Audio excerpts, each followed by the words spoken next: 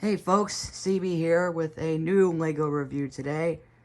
So, last week in my LEGO Star Wars Spaceships review, I mentioned that I had another LEGO project complete, and that was the reason why that other review got delayed. Well, in that review, I mentioned I was going to be reviewing another LEGO project, being this thing, but in order to do that, I had to do a stop-motion test with it first. For those of you who don't know, it is the LEGO THX 1138 car stop-motion test. The link to that will be in the description of this video. And, well, since it has been a week since you last saw it, I figured why not review it now?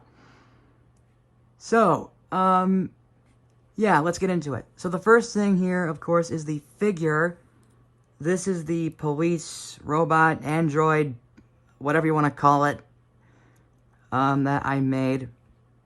And for those of you who are wondering, no, I did not make any figure based on Robert Duvall as the title character THX, because, well, one, I didn't have a face that matched his, and I didn't have any plain white torsos.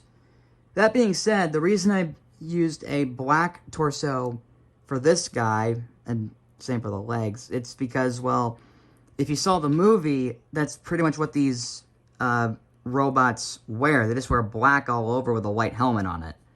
And for the face, I don't know if you can see it. I'll have to zoom in so you can see it better. That is a Mr. Freeze face that I used. Because, you know, like, I think the robots were like these, I think they have these red eyes. So I figured, well, it's close enough, so yeah. Let me put that back on there. Oh, there's also the long pole that he's got, because if you remember in the movie, they're holding these sticks, these poles, that they're, I think, electrocuting THX with. I'm not sure. I think they just poke him with them. I'm not sure. I only saw the movie, like, once or twice at this point. So that's the figure. Now let's move on to the car. So this, of course, is the car here. For those of you who don't know, the car that was used in the movie was a modified Lola T70 Mark III, and this is based off of that design of it that they used. I wasn't going for full-on accuracy with this thing, but I tried, you know, because I had to look at a lot of reference photos and actually look at the chase scene from the movie. Here's the inside of it. Nothing too special. Just some tiles right here and some studs there for the figure to sit in. Nothing too special, really.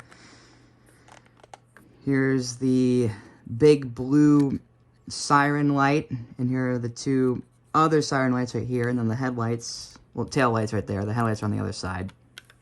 Right there. So, when I was making that stop motion test with this thing, originally, get this, it was supposed to be in live action, but every time I tried pushing the car with, you know, as much force as I could, just trust me, it didn't work. Dang it! So I decided to do it entirely with stop motion. And for those of you who are wondering, the stop motion test took, it took like 3 days, like, let's see, I started filming it on December 1st, and then I filmed more of it on December 3rd, and then I finished it on December 4th, which was actually the day that test was uploaded. And the amount of photos it took were 415 photos total, and they all had to be done separately in iMotion. You know, like, each shot had to be done separately. It's like what I did with my Darth Vader project. Yeah, that's the review of this car. I know it's a little too short, but I hope you guys like this review. Please comment, like, subscribe, all that kind of stuff, and, yeah. May the Force be with you. Oh, and one more thing. Buy more. Buy more now. And be happy.